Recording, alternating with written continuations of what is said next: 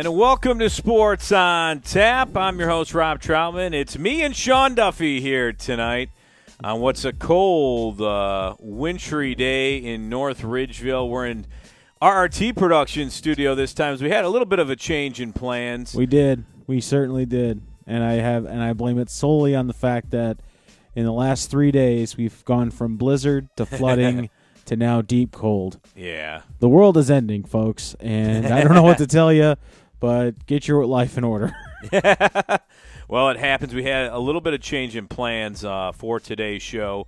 So we will actually have the new head coach, and we'll announce that coming up here on our website and all over our social media. But the new head coach of the Medina Lady Bees girls soccer team, Coach Brad Wojnarowski, will join us next Thursday, I believe. So we'll have him. We're going to try to schedule our podcast at Z's Cream and Bean on next Thursday. But for right now, we're going to talk some hot topics here. Yeah, we're going to. Me and Sean are going to have a little bit of a debate tonight on some different sports topics. We certainly are. We'll have fun with that. I'll give you some of the standings in the Greater Cleveland High School Hockey League, but we won't go crazy in depth like we have in the past. Because there goes there's Duke. Duke, he's We don't have security. We don't have Ed, so Ed. Without him, Rob and I are just basically staring at each other, trying to do math in our heads. So without Ed here to break down the numbers and the playoff scenarios and the hockey stuff, we really don't have a prayer in getting you factual information. But Rob will happily go over the standings as they stand right now. 2 weeks away from Barron Cup? Yeah, and I mean that's the great thing about Barron Cup is everything that comes with the season is hooked to Barron Cup. You look at some of the teams that we talked about, and I mean it's a lot of fun. Yep. I mean it's fun to cover. We do a pretty good job trying to get teams' information out there, but it all comes with the website. Yeah. I mean Greater Cleveland High School Hockey League really does update the website really well. So if you go to Greater Cleveland High School Hockey League, I think it's .net. .net. But it's GCHSHL.net. Yep. I've tried to talk to President Ryan Kelber about delineating that name down. Apparently, it's a pretty good moniker for them. So, sorry, you're gonna have to type in GCHSHL.net. Yeah, and it's a great name. We love it. And now we'll go over some of the standings in the Red Northeast. This team continues to be hot and really lead their division. That's the Mentor Cardinals. Is that they are 22-4-2 on the year, a plus 102. They've scored 156 goals on the year. Rocky River right in back of them at 13-7 and 4 ties. Cleveland Heights at 13-10-2 and Hudson at 13-10-2. So Mentor in that division really dominating it with 22 wins on the season. And right behind them in the Red Central is Kenston. They have 21 wins, 21-6 on the year. They have 128 goals and are at a plus 65 on the year. Strongsville, the Mustangs, having an outstanding season at 17-9-1, and Benedictine 8-12-1. North Olmsted at 6-10-2, and Solon 3-16-1. And in the Southwestern Conference in that tournament, North Olmsted made it to the championship against Amherst. They took Amherst to overtime, and Amherst was victorious. And we'll get, obviously, to their standings coming up here shortly. So a great job in the Red where it's very competitive. And we go to the White North where it's also competitive. Kent Roosevelt having a year. 18-8 on the year. They've scored 138 goals and have a plus 57. So very impressive out of Kent Roosevelt. Orange right in back of them at 10-12. Canfield 9-7-2. Western Reserve at 7-13, and then Chagrin Falls at 3-6. And these are overall records, overall standings, not just league that we usually kind of give up to date standings on. And then in the White South, here's where it's impressive. Amherst right now has the best record, actually one of the best records, with 23 wins and 2 losses on the year. They are a force. 144, plus 144 on the season for the Amherst Steel Comets. And we had a chance to talk to them last year. Yep. And, they were a young team last year, and now they're getting more into the season. Yeah, they're definitely coming into their own and being able to dominate, as we could see from the record there. It's just, I mean, it's really impressive to see how much that team's matured and how much they've been able to stay together and play and do a good job. So, and you have Avon Lake at 13-10-3 in back there. Olmsted Falls at 11-10-1. Midview 8-5. Avon at 4-16-3. Now moving to the Blue North, it's Parma, the Redmen, at 23-4 on the season, and they are tied for the best record with Amherst Steel. And then it comes Menor and Kenston. But in back of Parma in the Blue North is Normandy at 20-6. So the Parma schools dominating the Blue North right now. And CVCA, which we saw last year, they're at 17-5, so another great record. Aurora at 13-8. Lakewood at 8-16, Brecksville at 6-14, Mayfield 3-17-1, and NDCL at 1-19. The Blue South, we have Brooklyn at 11-6-1 on the year, Nordonia 10-11, Westlake at 9-8, Twinsburg at 8-12, Elyria Catholic at 4-6 on the year, Bay 2-14, Brush 1-11, and Garfield Heights at 0-9. So those are your up-to-date standings in the Greater Cleveland High School Hockey League. In a few weeks, we will be out at the Brooklyn Rec Center to cover the Barron Cup. Looking forward to that. Yeah, 2 weeks. Yeah, it's coming right up to it, guys, and we're looking at a pretty good, I think, a pretty good fight in the red division and white division. But that blue division, there's a lot of teams in there, and there's a lot of competition in there between the top 8. So it's definitely something that, to keep an eye on going into the Barron Cup, and we'll see how that pans out as far as seeding goes, as far as which teams make it and which don't. Because right now we're in the final push for Barron Cup to, 1, qualify for Barron Cup, and 2, for seeding. So yeah, and I mean every game counts now. I mean, especially the teams that might be on the bubble, and I think once this week's over, you'll kind of get a clue of some of the seedings. But there's going to be those teams, I think we saw it last year that it came down to the last few games of the season to see which teams were in and which teams just fell a little bit short. So every game now in the last week of the season, is important, as we know. And obviously some of the teams that have been hot all year, can they stay hot? Going into Barron Cup, we've seen some upsets. I feel like when we've reached Barron Cup play, but when we're at Barron Cup, obviously we'll cover some of the games while we're there and go over the seedings and who's playing who and give you the latest information on that. Yep, should be good.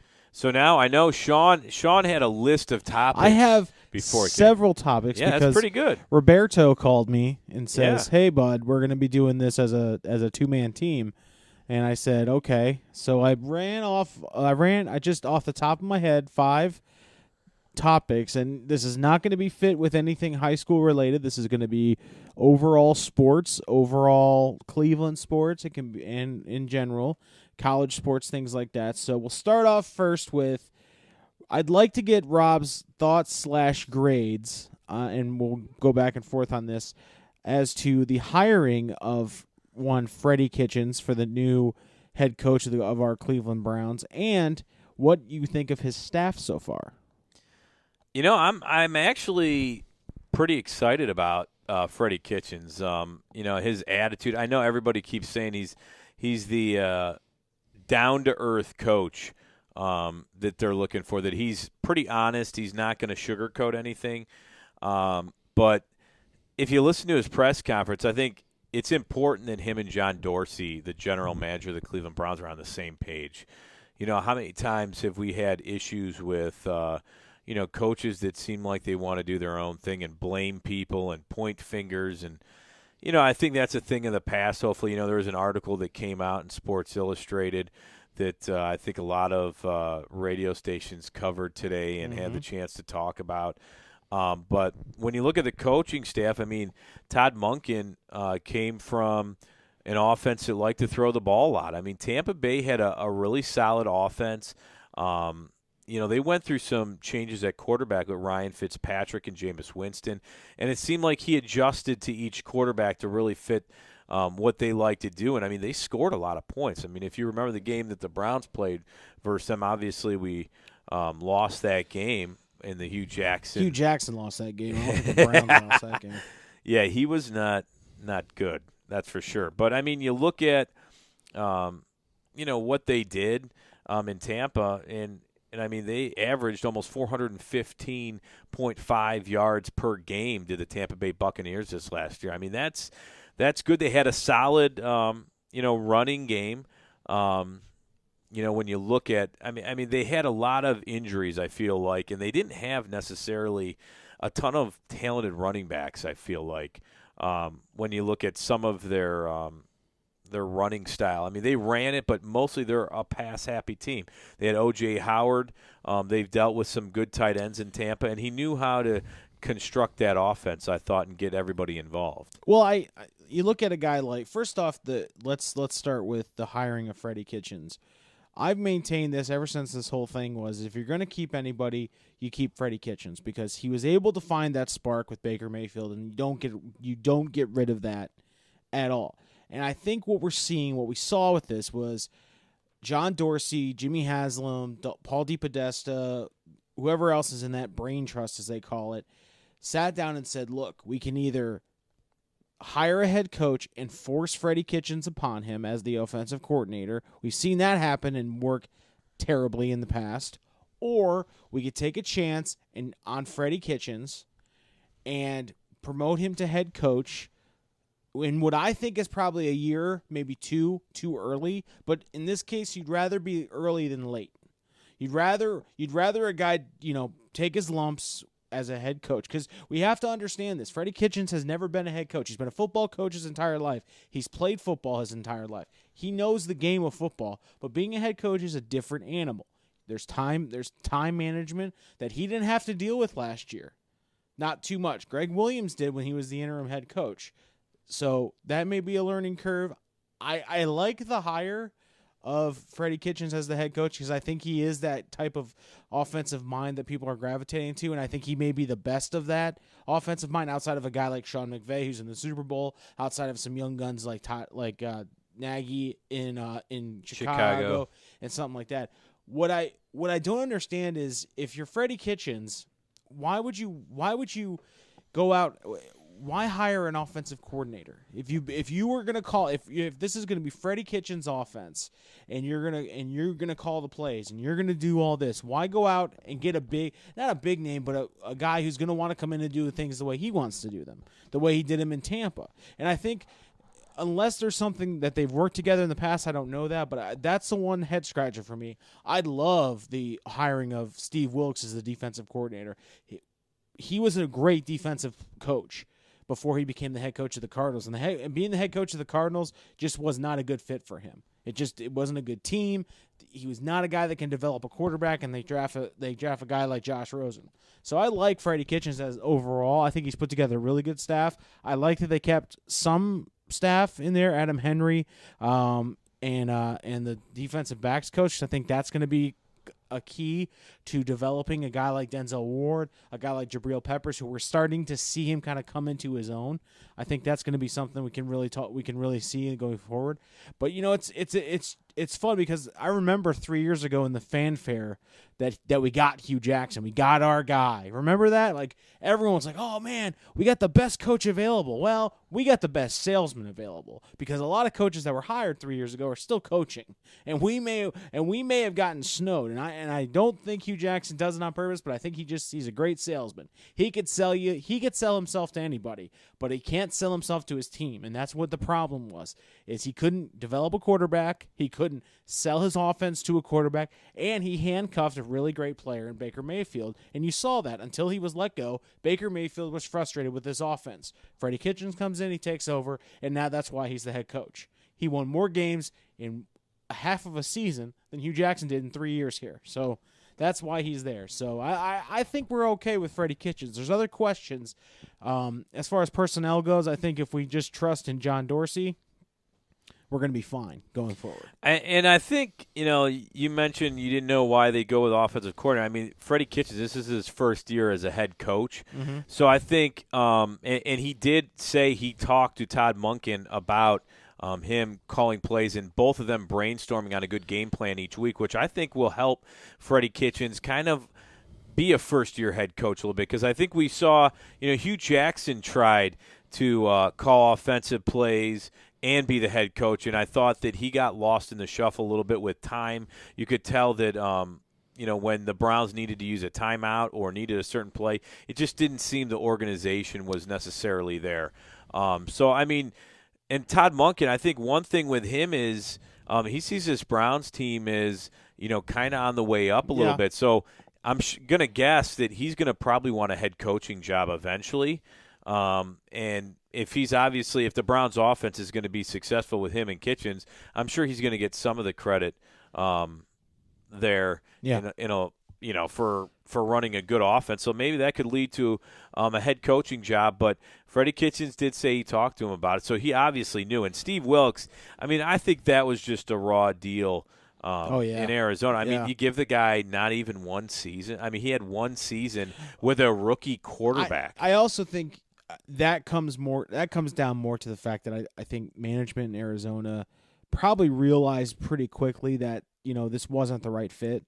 Whether it's, again, the NFL is trending toward offense. Defenses are still winning championships, but there's no secret that good offenses are the ones that win championships. Look at the Patriots; they've been in the Super Bowl. They produce points each week. Now the Rams, but again, quality defense. So I think what has to happen in this, you almost have to kind of gear towards offensive-minded head coaches with a strong defensive coordinator. Very similar to how the Rams have Sean McVay as the head coach and the offensive coordinator. But Wade Phillips is basically the head coach when the defense is on the field.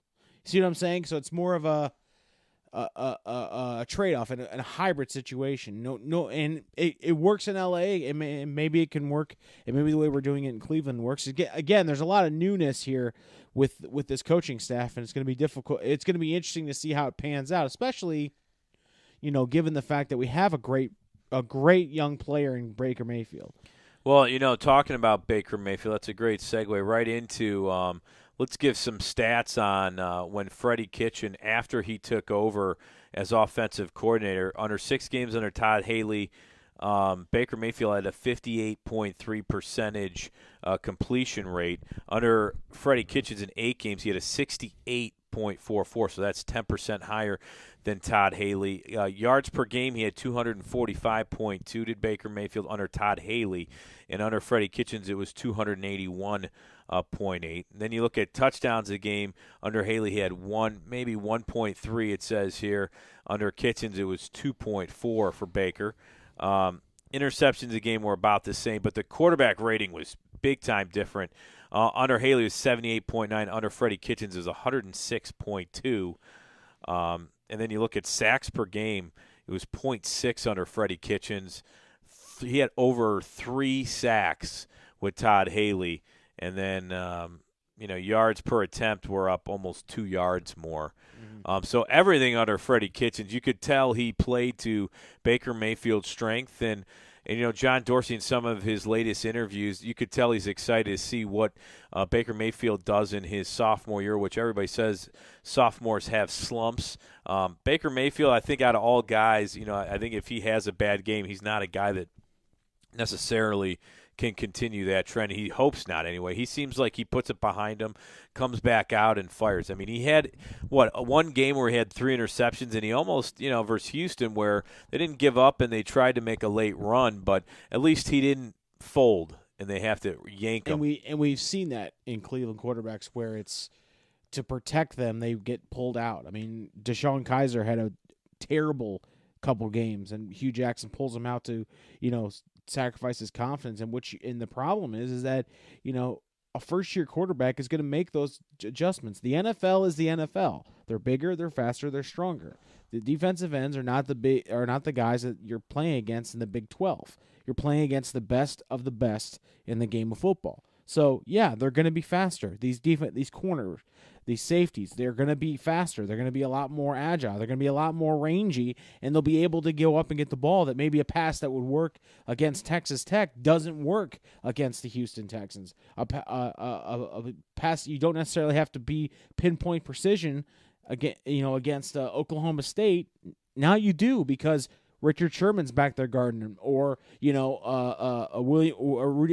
Gay's back there covering your receiver, or your receiver who you haven't had a lot of interaction with is running the wrong route, and that's a thing that I think as Baker moves on in his career, you're going to have that, and I see him being a type of a Drew Brees type of player where he's going to know what this offense can do and where they're supposed to be, and it's going to be on the quote-unquote younger guys to get on his page. And that's the sign of a true great quarterback, is where he can make other players really good around him. And I think Tom Brady's been doing it for 20 years.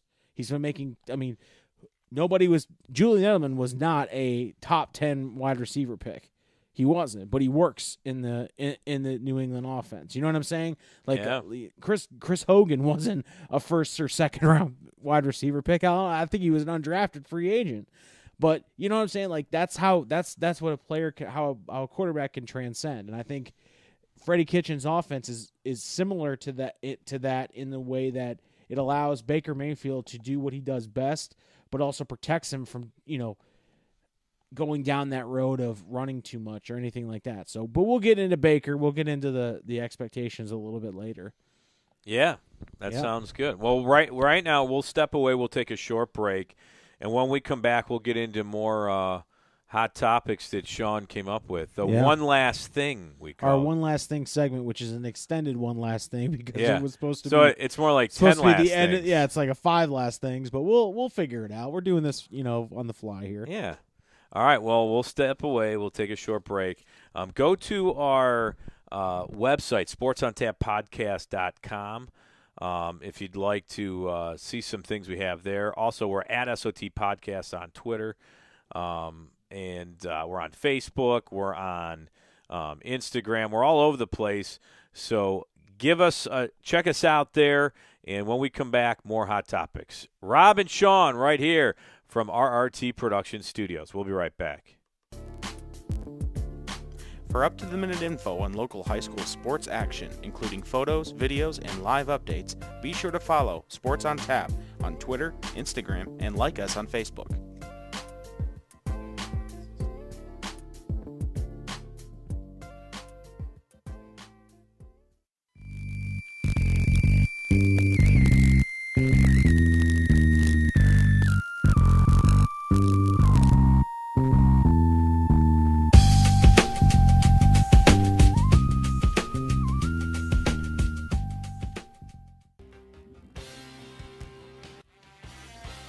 Listen to our shows live on Mixer or join us the first Monday of every month at Z's Cream and Bean, located at 2706 Boston Road in Hinckley. Want to listen to past shows? Go to our YouTube page or website, www.sportsontappodcast.com.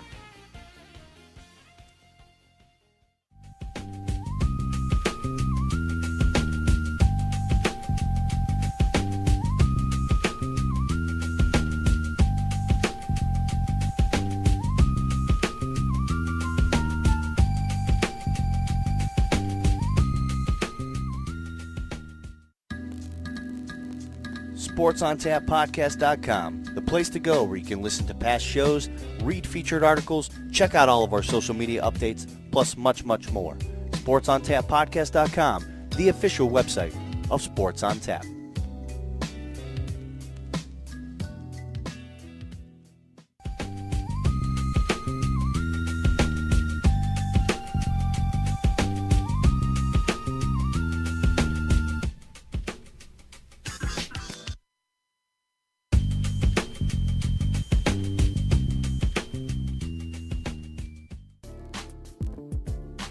For up-to-the-minute info on local high school sports action, including photos, videos, and live updates, be sure to follow Sports on Tap on Twitter, Instagram, and like us on Facebook.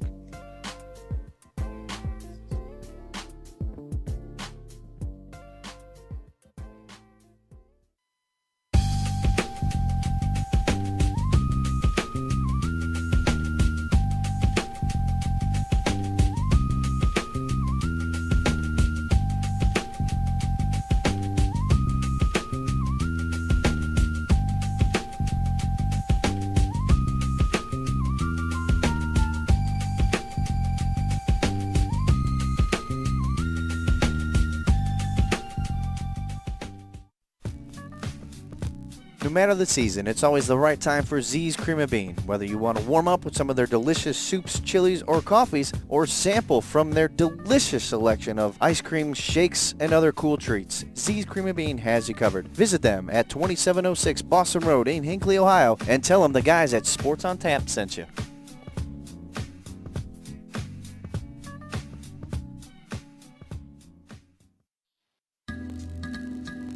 SportsOnTapPodcast.com, the place to go where you can listen to past shows, read featured articles, check out all of our social media updates, plus much, much more. SportsOnTapPodcast.com, the official website of Sports on Tap.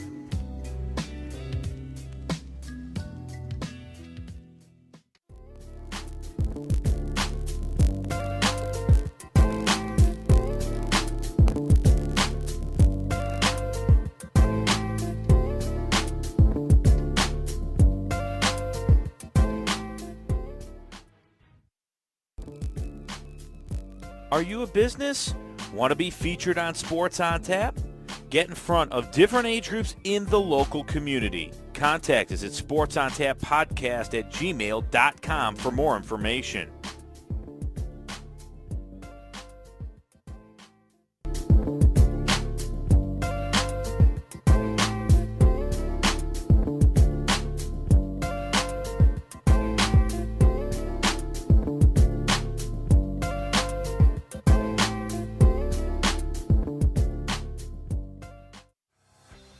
RRT Productions, specializing in creating sports recruiting videos for all high school athletes. Want to play at the next level? Promote your talents with a video to send colleges.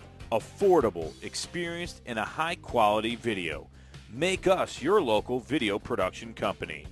Visit our website, rrt-productions.com, and contact us today. RRT Productions, we shoot, we edit, you win.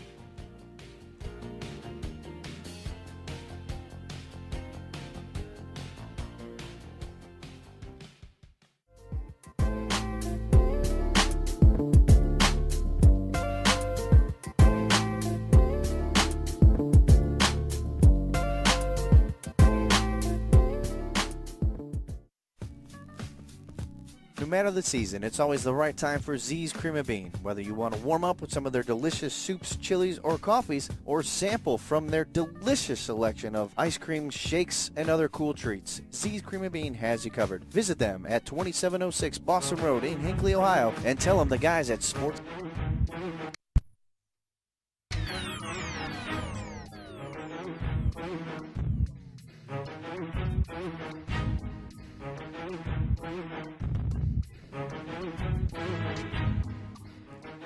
And welcome back to Sports on Tap. You can catch us on Twitter at SOT Podcast.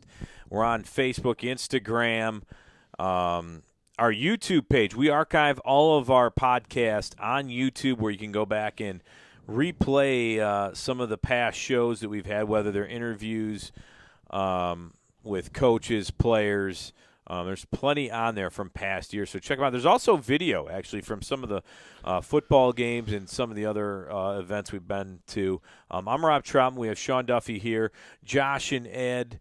Out on assignment. Yeah, out on assignment right now. We had a little change in plans today, but we'll be back as a full group. Or not, well, maybe not as a We'll full see. wrap. It's We'll pretty get as- close. we'll get as many but as we next can. Thursday. Yeah. That's right.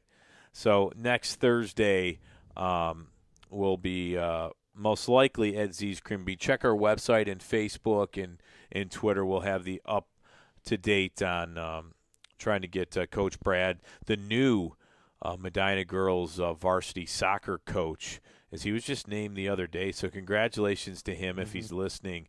He's been Medina's assistant coach for a long time now, and looking to transfer power over there, it looks like, and I'm sure he's going to run probably the same ship, but I'm interested to ask him some questions there about that. So we'll have him on next week, most likely Thursday at Z's. But right now, Sean, I know you had some other topics that you'd like to debate. I know I had one, so we'll talk about. We'll do yours because I like yours better than my second one. So go ahead. Well, everybody knows Zion Williamson. Yes. He is the player at Duke. And star player. Yeah, at Duke. I mean, he is a stud. I mean, Duke has a lot of great players on that team. They had the top 3 high school recruits in the nation on their team. I mean, Coach K, he knows how to get it done. You go to Duke, it's weird because when you look at those programs, Duke, Kentucky, Villanova, Gonzaga, Kansas, it's almost unfair the way they can recruit and get teams, you know what I mean? And other teams that are in the mid-majors usually get stressed, but again, they can put together pretty good teams. But yeah, Zion Williamson is hands down the best college basketball player that we've seen. And I would venture to say, had the one-and-done rule, which should be removed in my opinion, he would have more likely been a top. He would have been a lottery pick in the NBA draft for sure. The kid, it's man amongst boys when that happens. When you watch him play, he's able to do a lot of really nice things, and he can play defense, which is something that I wasn't expecting when I watched him a couple times. He plays really good defense, and he's a competitor, and he hustles, and he plays. You could tell he really enjoys playing the game. But, Rob, your topic is... Yeah, with him being as successful as he's been this year, one thing that I think is a big key here, and the Cavs, obviously, we'll get into them in a little bit. They've been just absolutely terrible. Yeah. But what's the the one thing when you look at Zion Williamson and you look at this team, one thing they say is he should sit out the full year because he's going to be the number 1 pick. And basically, to me, that's throwing away your season. Your teammates relied on you a lot. And, now, should he sit out this season? Because, I mean, obviously it goes both ways. With injuries and things like that, he could ruin potentially being the number 1 draft pick in the game. I mean, in the NBA game, because the Cavs obviously most likely would take him, I would say, number 1. But he's had such a great year. Is this a guy that really should, think about maybe sitting out the rest of the season to be the number 1 pick going into the NBA draft so he doesn't get hurt? I mean, that's a tough question, and the reason I say that, Rob, is because, you're right. There's 2 very good arguments to it. One is you're on the team, you're healthy enough to play. These guys are competitors. They play basketball. That's what they do. I don't know that it's anything better for him to sit out and just work. How boring would that be if you, as a competitor, if you sit out and you're healthy and you can play, and you're not playing the game that you love in basketball? I think that's more detrimental than a football player, because a football player can. I mean, and again, the game it becomes such a routine for them, and they play and they're competitive, and they. There's a reason they do the drill so they can get better in the game, and the only way to measure them getting better is to play the game. I don't think he should sit out. I really don't. And I don't think it's as big a risk as people say. Again, because basketball is not as much of a contact sport as football. And everyone points to, Jalen Smith from Notre Dame a couple of years back played essentially a meaningless game against Ohio State in the Fiesta Bowl, blew out his knee, and only now, 2-3 years later, is he starting to come back, and he had insurance and all that. And a lot of football players do that, but I think there's more likely of an injury in the game of football as opposed to basketball. Yeah, basketball is a lot of starting and stopping and doing that, but how often are we seeing knees getting blown out in today's college basketball? We're not really seeing it. And we're seeing, other injuries, shoulder injuries. Victor Oladipo out the season. But that's a different It is the NBA. That's a bit different than I'm saying. It can't happen. But how rare is that injury? When's the last time we saw someone blow out their knee playing the game of Ask basketball? Kevin Love. Well, again, we'll get to the Cavs and their woes. Yeah, in it's a minute. like, whoa. I don't think it's. I subscribe to the.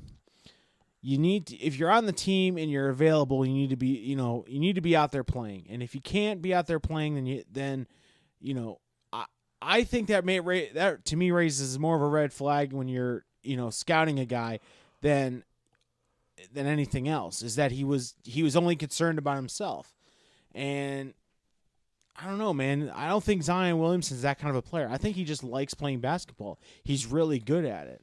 And it reminds me, and everyone says, well, you should make this comparison. It reminds me of LeBron James when he came out. He just loved playing. And now, yeah, he's hurt and all that, but I don't think it's anything, I really don't think there's really a discussion going on at Duke as to whether or not Zion Williamson should sit out. And I think he's probably laughing at this conversation if he's hearing it, because he knows he's going to play basketball. That's what he does. He's Zion Williamson. He's played basketball his whole life. The only thing that is real to him is playing. So it's not necessarily like, I don't think it's really a question. I think it's more of a business decision. Yeah. And if that's exactly right. But I don't think it hurts him if he does end up getting hurt. Let's say he gets hurt. We've seen teams like the Philadelphia 76ers draft a guy first, knowing he won't play that year. I mean, Ben Simmons didn't play his first year because of an injury. I think Embiid actually was the same way. Markelle Fultz. I mean, Nerlens Noel, possibly. Yeah. I mean, almost all of the of the 76ers draft picks in the last 6 years have a caveat of not playing the first year because of an injury. So it's not unheard of that we see that happen. I don't think it's – I personally – and if I'm the Cavs – unless that guy's leg is cut off in a tragic accident, I would take the chance on that, because he looks to me like a player that could change a franchise pretty quickly. No, I do agree that, I mean, to sit out the whole year, I mean, I do understand because it's a business and, you're going to be worth millions. I think he's going to be worth millions anyway. And playing under Coach K, I mean, are you just going to bail on your team? And coach that believed in you. Granted, you are the number one pick. Maybe he'll be a little more careful. But if you've seen the way he's played the last few games, I mean, he's almost scored 35 points per game, and I mean, he's scored probably 28 points on the season per game. This guy he's could be raw in some areas, but I mean, he's just that tall guy that can get to the basket. He can rebound, block shots. He's a high flyer. He might have to improve his outside shot a little bit, but he's proven even then he's a pretty good scorer, period, no matter where he is on the floor. But I agree. I think he should definitely play the season with Duke. And obviously you're going to maybe give him a day off here and there. And again, it's not like it's a grueling 82-game season like the NBA. I mean, if anything, it should come as a relief that there's not that many games left before the tournament starts, and then the tournament is only one. The ACC tournament, and then the NCAA tournament, which Duke is going to go to. They're hands down one of the best teams in the ACC. I think it's more of a foregone conclusion. Oh. Wow! See, I'm all comfortable back here in this nice leather couch down in RRT Productions. This is why we do it at Studio J, where I'm forced to sit up and be recognized. But now I'm all laid back. I know. Chill. I might have to get you a hard back chair to sit on. Probably something. But yeah, something to wake you up here. I think Zion Williamson should play, and he should be drafted by the worst team in basketball, the Cleveland Cavaliers. Well, let's get into the Cavs. Let's get into the Cavs, because it's only going to aggravate me. Here we are. There's not a lot to talk about the Cavs, but there's not. And I challenge anybody out there right now to watch an entire. I don't know how Fred McLeod and Austin Carr can. I mean, I know they get paid, but I don't know how they can watch what I watched a full quarter the other night, and it's just. I mean, I'm not a basketball genius, but it's just not a fun product to watch. They're not. I mean, they're not playing as a cohesive unit. Kevin Love is gonna return sometime, I'm told. Colin Sexton he's a young player. He's a rookie. You know what I'm saying? And you've seen some signs that he looks good, and then your other signs that he looks just awful. He pairs very well he would pair very well with another top tier all-star or another young player that's a more of a take over the game type of player. But again, if you're trying to get me excited for in the NBA for Chetty Osman and Matthew Dellavedova and Colin Sexton and Rodney Hood and Tristan Thompson, it's not going to be something I can get on board with. It's not a fun product to watch on TV. I imagine if you're there live, unless they're playing well, they stole a game from the Lakers, and everyone's like, "Oh, maybe." No, the Lakers are without LeBron, or what the Cavs are without LeBron. Well, that was two LeBronless teams playing each other, when each team has sacrificed their entire future for the present, and that's what we see here. This is the post-LeBron era. We don't like to see it. We've seen it before. It's never good to see. Let's put it that way. Yeah, and it's, they have to, and I think, honestly, that they're going to be very active in the trade market. Oh, yeah, I think too. Kevin Love is probably gone. I think if they can shop Rodney Hood, I wouldn't be surprised if Colin Sexton was on the table, to be honest with you. And I think they just say, you know what, let's get draft picks. Let's just get draft picks and, start this thing over again. Or if they keep Colin Sexton, you build a core. If you really believe Chetty Osman's going to be the guy, or be a guy that you can count on, maybe he is. I don't know, but I'm not sold on it. And again, this comes from a just last year, just the year before. This team, every night they played, would just look dominant. Would look like they were having fun with LeBron and Kevin Love and Kyrie Irving. That's not there anymore. We are seeing the doldrums of what an NBA franchise is, and I gotta believe Dan Gilbert is not happy with the product that's out on the field or out on the court. It's not something that you can, really be proud of. And it's not to say that the players aren't playing hard or anything like that. It's just there's no talent. There's no talent there. And I think, that's the disappointing part is, does it fall on Kobe Altman at all, though? With some of his trades, we trade Kyrie Irving. What did we get out of that trade other than right now it's Colin Sexton and Ante Zizic?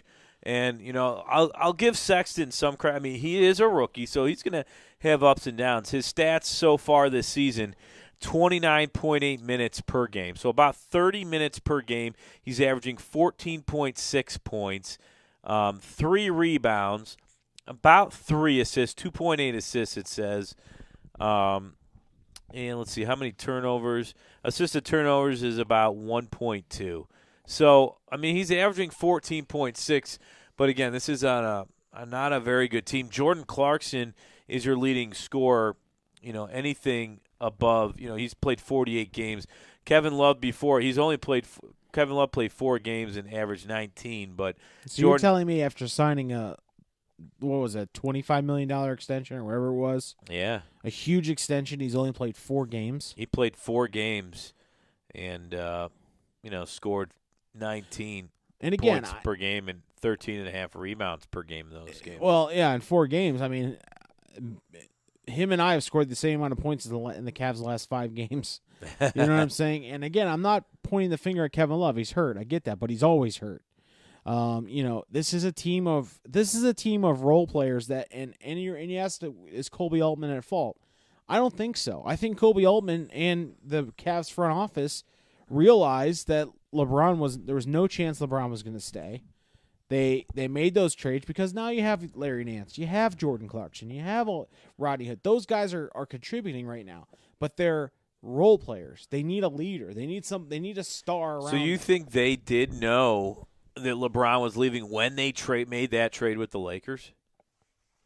Do you think that they actually knew that he was going to head out? I don't think they knew, but I think they were saying, "Look, look what they traded for. They traded for controlled players.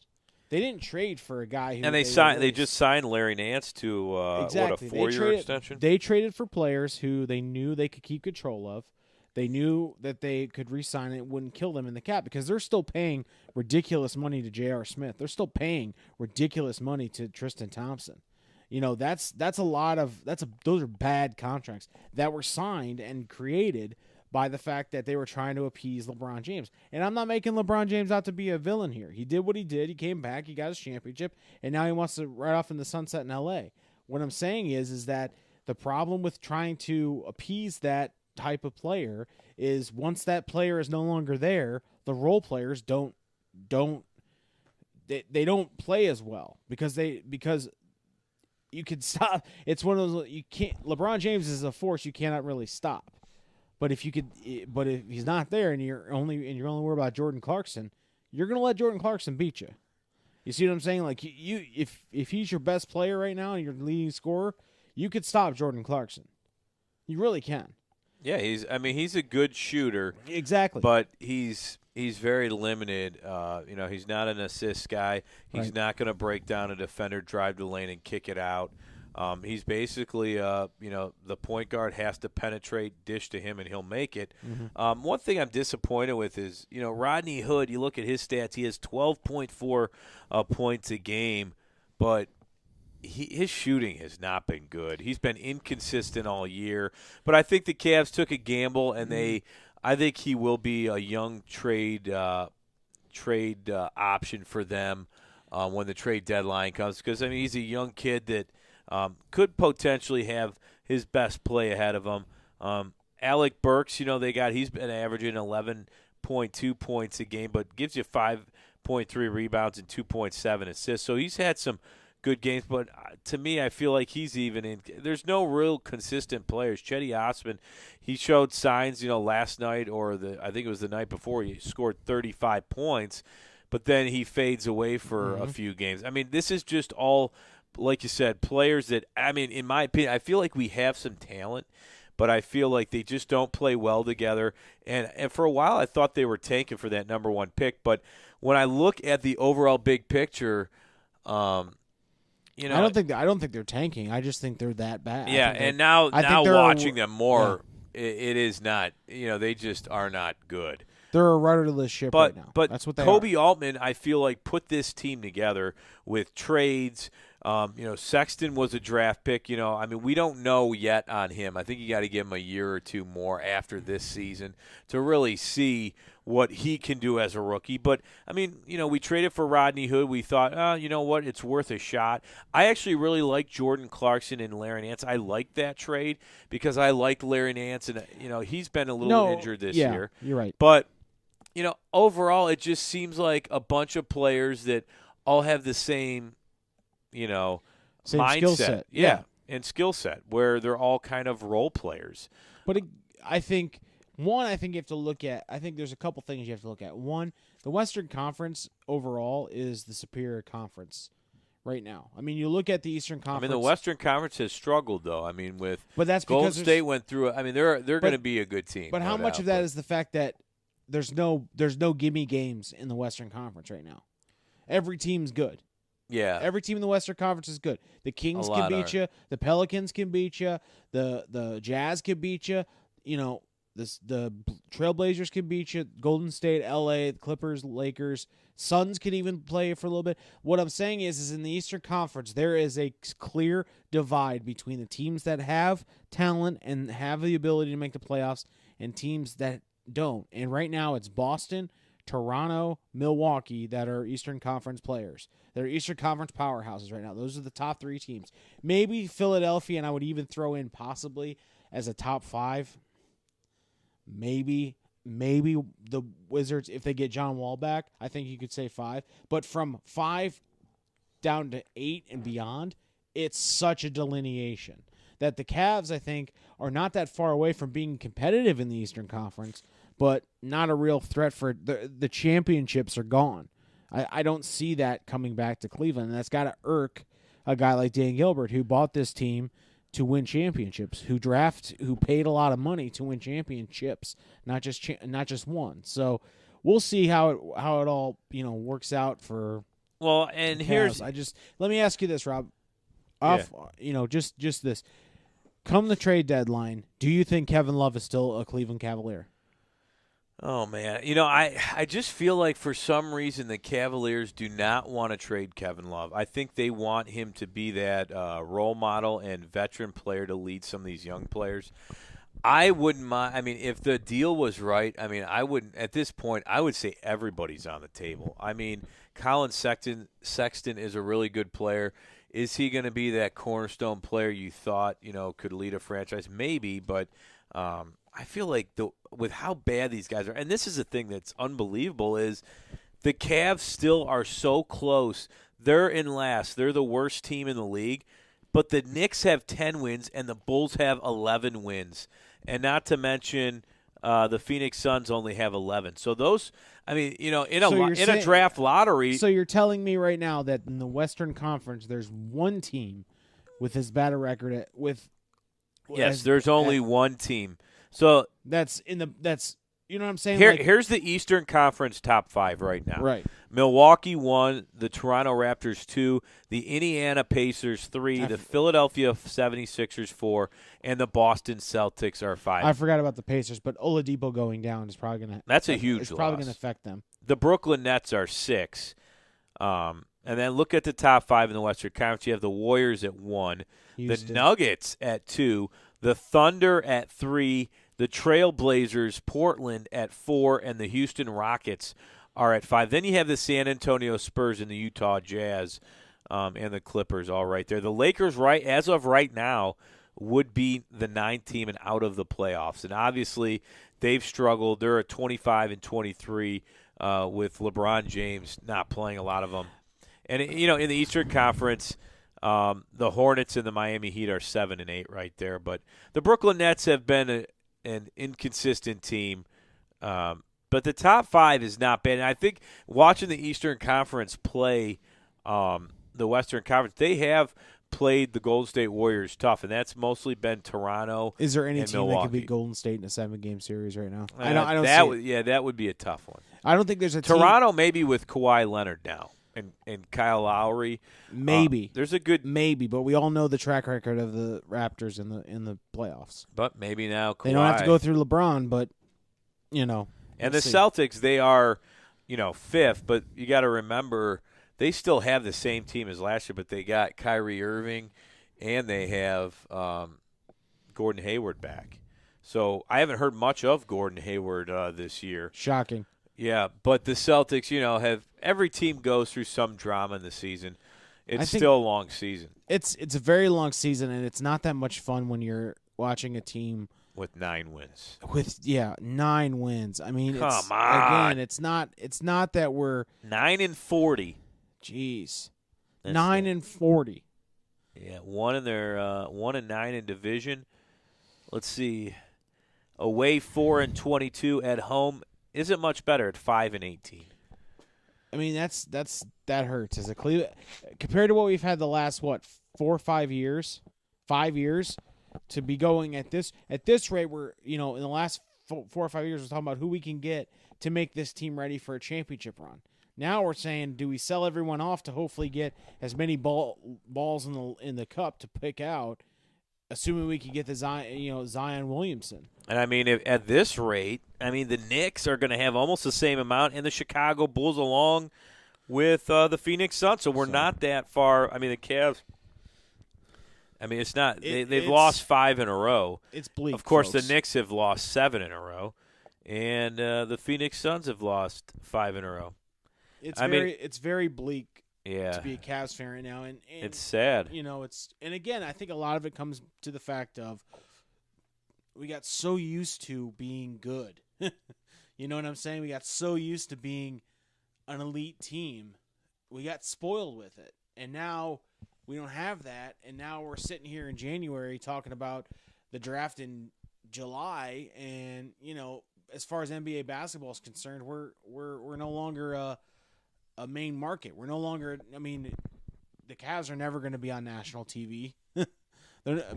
I'm glad because I don't want anybody else to see what embarrassing. we have to see right now. So, but all right. Yeah, so let's move on. We talked a lot of Cavs. Yeah. So let's move on to we'll do a few other topics before we end the show here. All right. Well, let's go on to. I only have 2 topics that I want to talk about. One is thoughts on current MLB free agents. We got a lot of free agents out there. Chris Bryant, Bryce Harper, Manny Machado, all still available. and still free agents. And I'm wondering, Rob, do you think it's baseball not wanting to pay these guys? Because we have to talk about the fact that baseball, when compared to the other major professional sports, is probably more on the downturn than most people think. And two, are these guys pricing themselves out of a contract? You know, I almost, and it's funny because, you know, I've heard several things on the free agency, and a lot of teams, it seems like right now, which I'm surprised there haven't been more signings right now, but they're almost waiting on a market for some of these guys. You know, we just saw A.J. Pollock, the outfielder for the Arizona Diamondbacks. He was a pretty hot item for outfield. He signed with the Dodgers. I think it was it's actually 6 years at $60 million. There have been some other signings, but they haven't been, you know, huge signings. You see Andrew McCutchen signing a while back. You know, Michael Brantley going to Houston, what a fit that is for them to get him, but it's only a 2-year deal.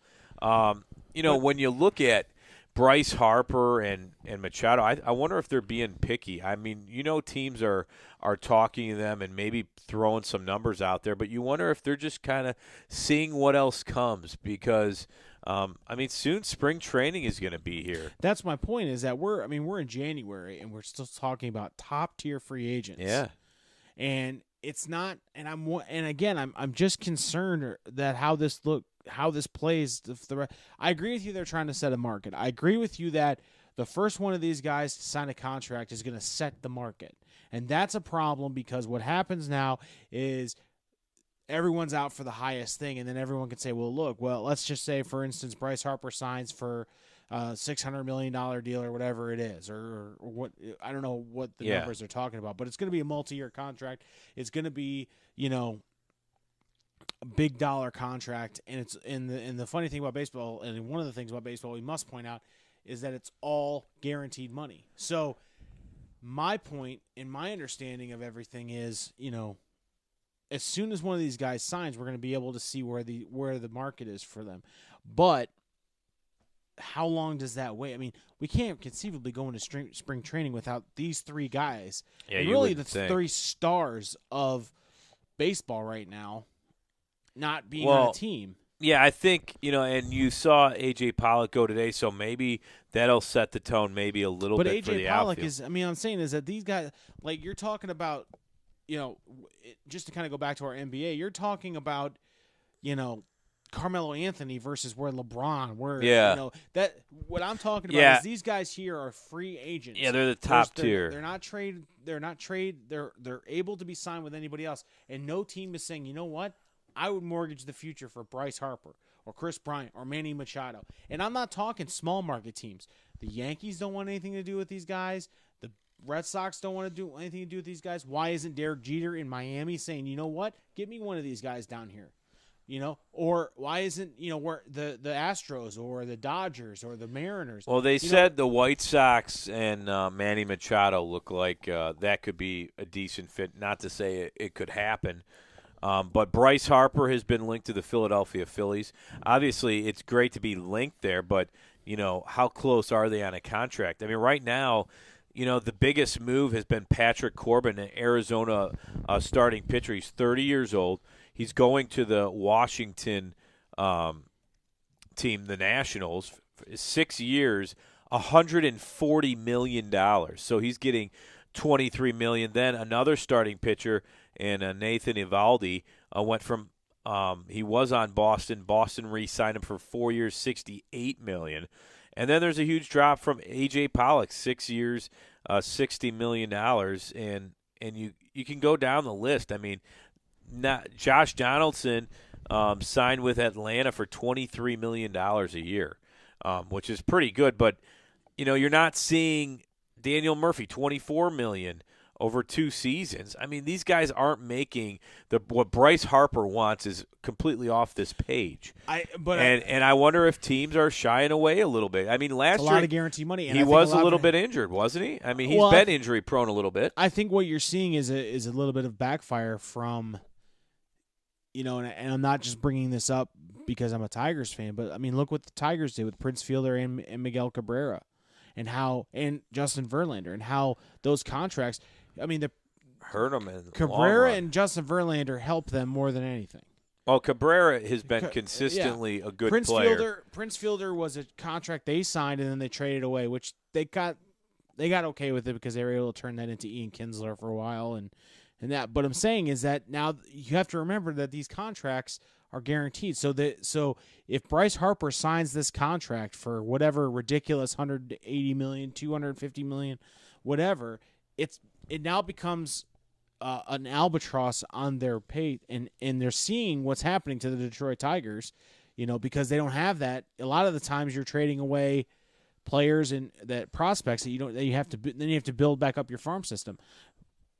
I wonder if you're right, Rob, and a lot of those teams are saying, you know what, is this really worth the risk? Are we really ready to invest $500 million or $250 million into a player who on opening day can blow his knee out and be out for a year, but still be guaranteed that $30 million a year, and now we have nothing to show for it. I mean, that's the nature of the business. I get that, but when you're talking about the numbers you just listed off, it's a little bit easier to take an injury or a non-performing team, but it also puts a lot of pressure on these players. I mean, Bryce Harper, you're right, had a little bit of injury, but didn't produce very well last year. Manny Machado bounced around, still probably a really great player, and can he puts up big numbers. There's no doubt. I don't know. I don't know what these players are asking for. Is it or what they're focusing on? Is it the money or is it the years that the money's guaranteed? Because a lot of these contracts nowadays are backstopped or on the back end, so they get paid more on the back end. I mean, Miguel Cabrera's contract pays him more money now than it did when he first signed it. But that's the nature of these contracts, and a lot of these players want that type of contract, and a lot of the owners aren't willing to do that because of what it does to your team. Yeah, it could set you back. Because as a player, ages, they start to regress. Yeah, you'd think a team that might be close to getting there wants a solid veteran like. I mean, Machado, there's no doubt. I would think he would have a solid mark because he's consistently good.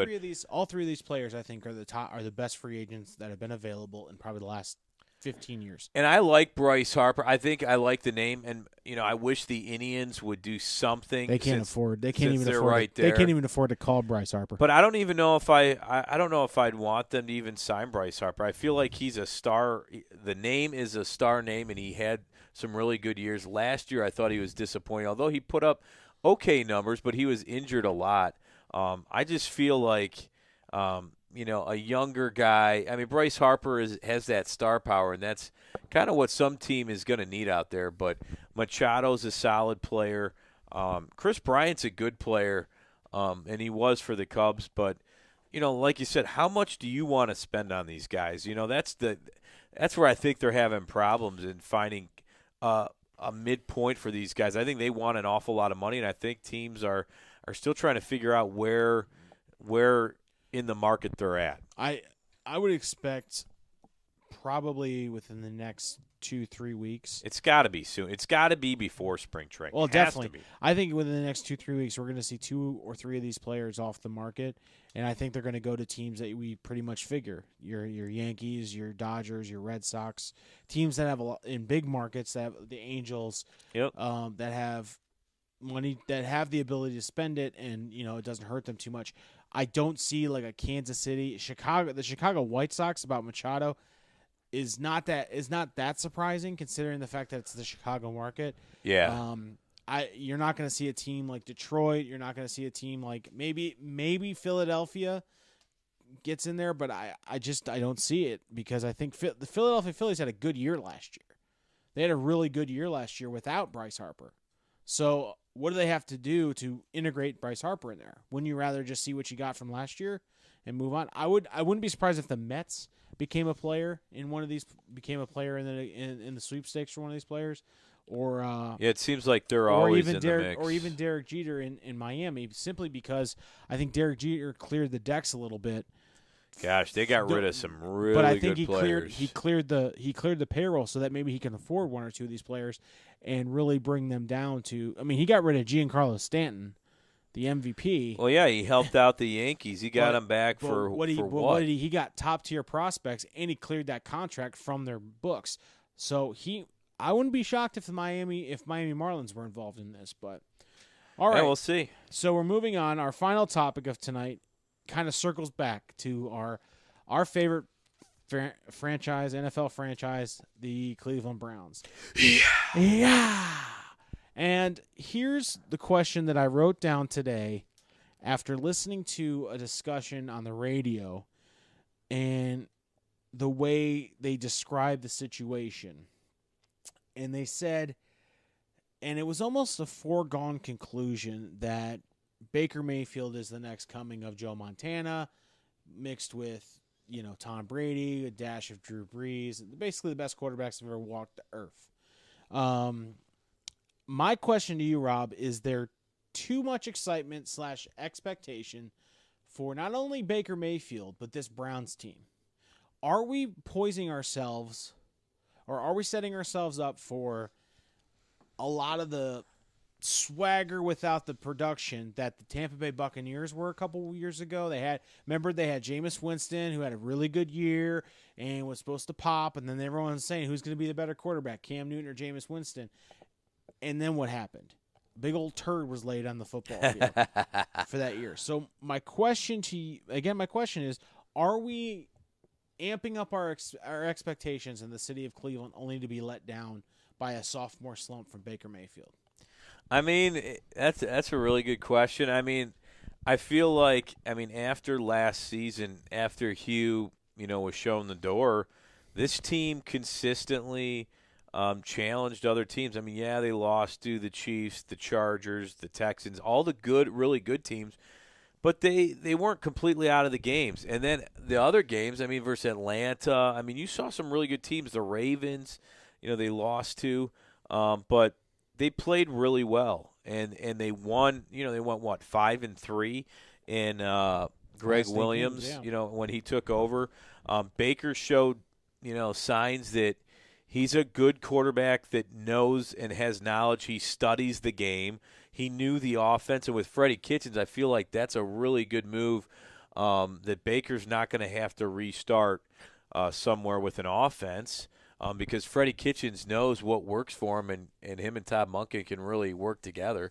But, yeah, I think you have to have high expectations coming into this next season just because you got some young talent. You got a GM that obviously can spot talent. Nick Chubb had a great year.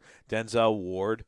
Look at this team is a very young team, but yet they showed great signs. They hung with the big boys, and they do have a tough schedule next year. Now, is it setting Cleveland fans to be disappointed? We might have said that the old regimes. Okay. But so maybe. This is the new. I think this is the new.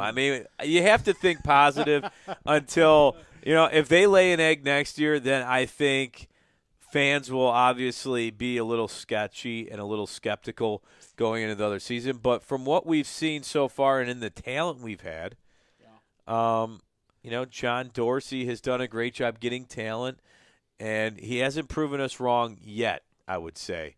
Brashard Perryman, he brought him in.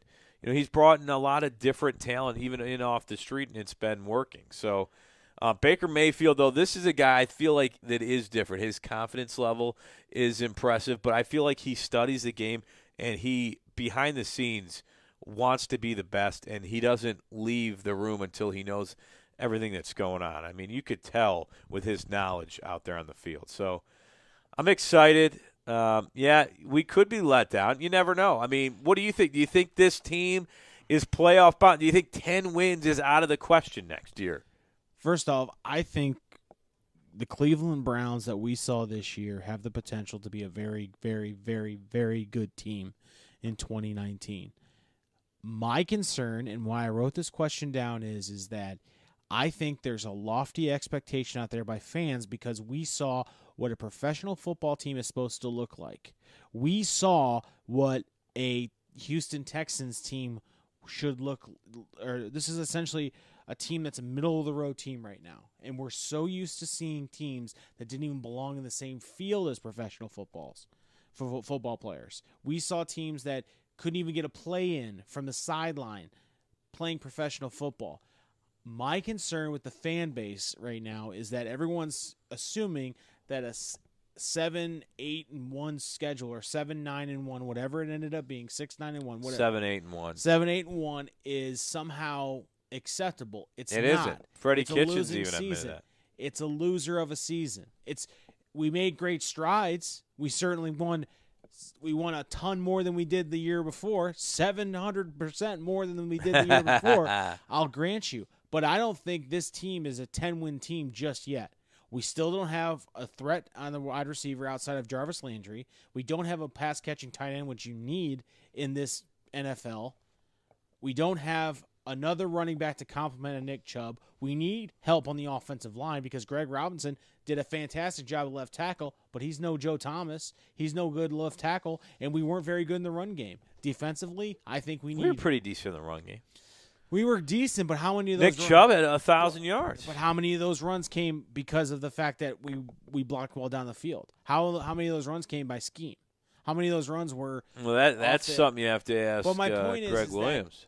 My point is that you look at teams like Dallas, you look at teams like the Rams. They have a really good offensive line, and and Todd Gurley and Zeke Elliott are the type of backs that average almost 4 yards a carry. Nick Chubb's up there. He had a great year, but can he be consistent next year? Running back is one of those big-time positions where they get hurt a lot. On the defensive side of the ball, we have one of the best defensive ends in the league. I don't care what anyone says. In Myles Garrett, I think he'll probably be a perennial Pro Bowler. We need help at linebacker. Joe Schobert cannot do the whole job himself. I think Jamie Collins is long in the tooth and getting paid too much. I think we need to get some help at corner. We're aging there. Denzel Ward is showing signs. Free safety. I really do believe that we need to isolate linebacker, but we really, really need some offensive weapons. We need somebody who can stretch the field, who's a threat to go deep, and we don't have that right now. We have possession receivers. Jarvis Landry has the ability to go deep when he's not the main target on the offense, and he was the main target on the offense all year. Everyone's like, well, why are Jarvis Landry's numbers down? It's no secret. They knew that he was the best receiver on the field. Name me the better receiver on the field, Jarvis Landry or Brashard Perryman when he got there. You're going to go with Jarvis Landry every time. A defensive coach knows who the best players are on the field. That's why they try and target him. And the problem with the Browns is if you limit, Baker was great in finding open receivers, but how many catches did David Njoku drop? How many times did he's got to get better. Did Antonio Callaway drop a pass wide open? Or he improved as the season went on because he was actually making me mad. He was a rookie. How many I get that. balls he dropped? I get this that. year. Maybe he takes the step and maybe he becomes that downfield threat. But as of right now, we don't have anybody that stretches the field. We don't have anybody that keeps defensive coordinators up late right now, except for Baker Mayfield. And guess what? He can't throw the ball to himself as much as good as he is. As far as Baker Mayfield goes, I think he's probably have a very consistent year because I think Freddie Kitchens will make sure he complements his skill set, but you never know. I just get concerned that the fan base sees 7-8-1 as the springboard to 11-5 just because the Rams did it. The Rams have a pretty good offensive and a very good defense. The Rams are where they are in the last 3 years because of the fact that they went out, they signed Aaron Donald, they got Ndamukong Suh, they have wide receivers like Cooks. They have wide receivers like Sammy Watkins. They have a fantastic running back in Todd Gurley, and they're able to create mismatches on the offense. So I don't think we're at that point yet. I do think we'll more than likely be in the top 2 of the division, fighting for a wild card next year, possibly. And 10 wins aren't out of the realm of possibility, but I think it's more of a 9-7 type deal. But we win some games we need to in the beginning that kind of put us in the playoff, put us in a wild card race towards the end of the year. Yeah, I mean, there's no doubt they need a big play wide receiver. And John Dorsey said he believes in building your team through the draft. He doesn't believe in spending big time money on free agents if they don't fit your locker room and don't fit obviously what your offense is doing, which makes sense. But I'm sure he's going to go out and put weapons with Baker Mayfield. And like you said, I think they could use another corner in there. Obviously, now's a time when you have a really good team, but you need to start building depth on your team. And they have a ton of draft picks. So I feel like That's one thing they could do. They're working on signing Greg Williams, Rashard Higgins, and Brashard Perriman. Greg Robinson. What did I say? Greg Williams. Yeah, Greg Robinson. Greg Williams is now coaching the Jets defense. Yeah, and if you saw the Jets introductory press conference for Adam Gates, boy, I'll tell you what, man. Yeah. All eyes were on Adam Gates. He had a gaze about him that no one could say. No, that was awful. I agree with you. I think but I'm saying is that I think for this team to take the next step, they need to understand that 7-8-1 is not.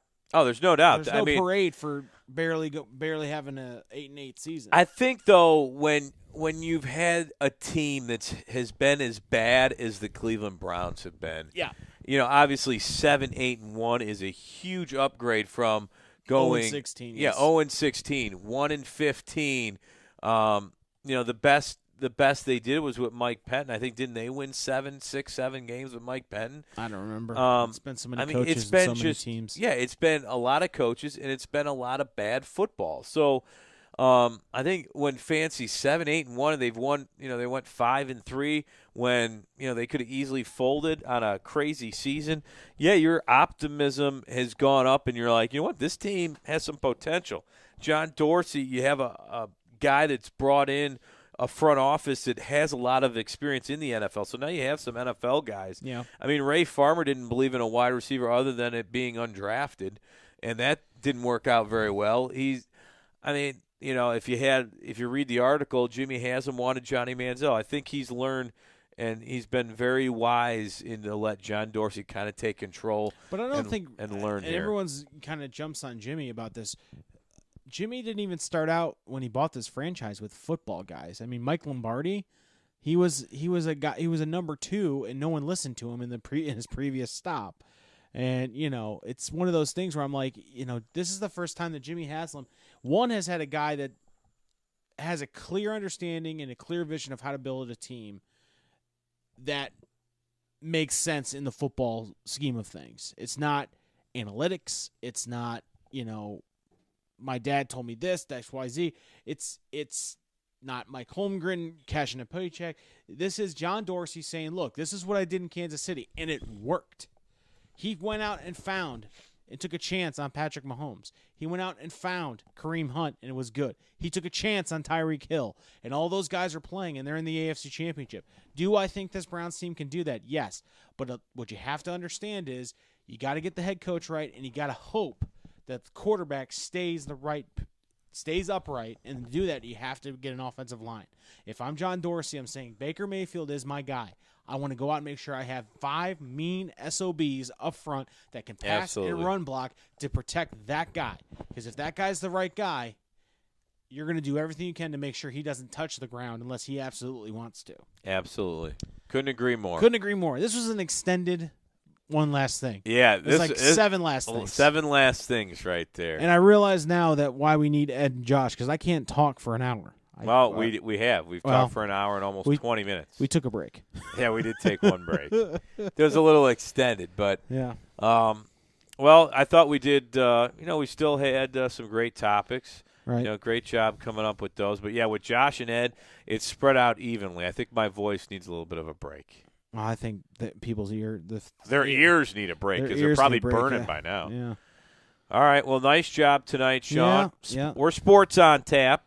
Want to thank everyone who listened tonight and who is listening archived on our YouTube page, Sports on Tap. We're at SOT Podcast on Twitter. We're on Facebook, Instagram. Our website is sportsontappodcast.com.